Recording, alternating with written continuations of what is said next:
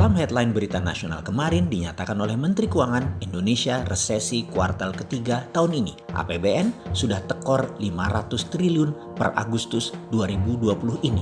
Apa arti semua informasi ini? Kita baca dari sisi yang lain. Apa beda negatif growth dengan negatif teritori? Indonesia di mana pada saat ini? Negative growth adalah istilah di mana pertumbuhan negatif atau menurun namun masih tetap di range positif. Misalnya, ketika ekonomi turun 3% dari 5%, sehingga walaupun turun pertumbuhannya namun masih di wilayah positif, yaitu plus 2%. Sedangkan negatif teritori adalah pertumbuhannya beneran turun hingga di bawah 0. Minus 5,3 di kuartal kedua tahun ini, ekonomi Indonesia langsung tembus di wilayah dalam tanda petik negatif teritori dalam pertumbuhan ekonominya. Walaupun ada stimulus ekonomi yang lebih dari 900 triliun dalam 6 bulan terakhir yang mana membuat APBN jebol 500 triliun di Agustus namun tidak membawa ke arah positif teritori. Jadi apa arti sekali lagi informasi di awal tadi? Artinya stimulus itu tidak membuat ekonomi membaik. Bahasa lainnya gagal atau zonk. Bayangkan Agustus sudah jebol 500 triliun, lalu September resesi karena 2 kuartal negatif teritori. Bisa dibayangkan kuartal keempat akhir tahun pasti negatif lagi. Pasti masih di wilayah negatif teritori. Disinilah kita kemarin mengatakan apa yang terjadi kalau 4 kuartal Indonesia ekonominya berada di negatif teritori. Fokus stimulus jangan-jangan salah sasaran karena memang tidak memikirkan efek dari M1, M2, M3 dari mata rantai produksi. BLT hanya asal beri bantuan saja, tidak menghitung cost accounting-nya. Apa itu cost accounting? Baiklah, kita bahas perlahan. Jadi bernegara memang tidak sesederhana pedagang pasar. Namun dasar bernegara kita semua harus tahu. Setiap tindakan yang diambil oleh seorang pemimpin atau pemangku kebijakan adalah bagaimana keuntungan sebanyak-banyaknya untuk rakyat, bukan untuk golongan ya. Saat ini ekonomi dan COVID di Indonesia bermasalah besar. Ada baiknya kita bedah satu persatu di mana salahnya bernegara dalam 6 bulan ini di dalam menangani economic at war dengan COVID dan dalam perang dua negara Tiongkok-Amerika. 1. Cara bernegara saat ini menganggap ini resesi ekonomi biasa dan memperlakukan COVID seperti pandemik penyakit biasa yang tidak mematikan, tidak cepat menular. Ini kesalahan pertama. Yang pasti kita akan beresin. Sabar ya Baser. Kalian nih otaknya jangan marah-marah mulu. Sabar.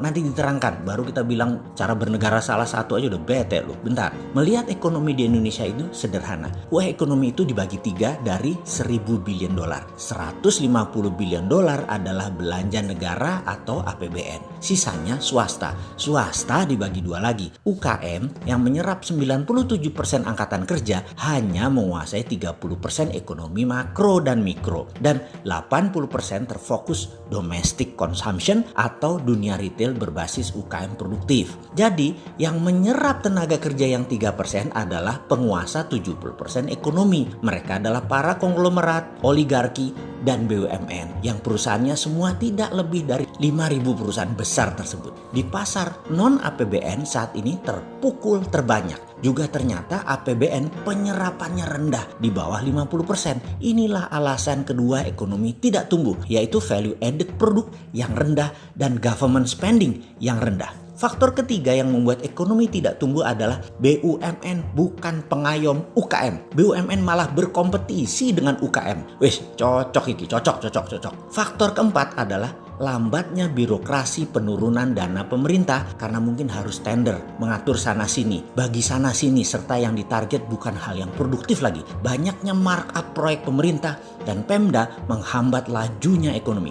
Bayangkan proyek 50 miliar nilainya, jangan-jangan yang buat mengerjakan proyek aslinya nggak lebih 25 miliar. Sisanya ya buat belah duren para pemangku yang mengatur panjang pendeknya proyek. Di mana uang markup tadi tidak produktif disimpan di bawah bantal karena uang korupsi.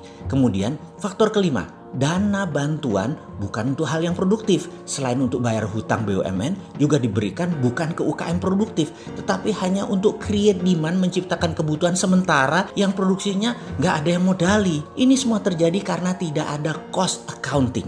Cost accounting adalah menghitung berapa biaya sebuah proses produksi beserta mata rantai produksinya. Semakin panjang lapisan produksinya, semakin baik ekonomi bernegaranya. Inilah biaya akunting yang harus dihitung sebelum dana diturunkan. Sekali lagi, kalau begini ngerti nggak sih bernegaranya? Paham nggak sih cost accounting itu? Kita jelaskan. Dana BLT tadi jangan asal kucurkan, namun dihitung efek mata rantai uang beredar dari tangan ke tangannya. Misalnya, kita putuskan dana stimulus ekonomi ini harus berbasis produksi minimum 12 lapis tanpa unsur impor. Ini harus dibuat rencana yang namanya cost accountingnya dihitung rinci sekali. Kain misalnya yang akan kita buat, maka 6 lapis ke bawah harus bisa terurai rinci. Benangnya dari mana? Bahan benangnya dari mana? Kapas atau polyesternya dari mana? Mesinnya dari mana? Dan harus lokal konten semua. Dan mesinnya bikin di mana? Bahan baku harus lokal buat kain. Mesin boleh tiru atau mengopi mesin negara lain. Tiru, modifikasi atau tiru plek. Sikat aja, no rule. 6 lapis ke atas yaitu bajunya, kancingnya, resletingnya, kerahnya, distribusinya. Terus dipecah sampai 12 lapis. Baru dana bantuan tadi memberikan efek positif ke pasar karena bergunanya berlapis-lapis. Masa hal beginian gak ada yang ngitung sih cost accountingnya? Dulu jadi pejabat makan sekolah bernegara di mana sih kalian? Jadi kalau ekonomi minus 4 kuartal, jangan salahin COVID ya. Salahin cermin. Karena di rumah sama di kantor gak ada cermin. Jadi gak pernah ngaca.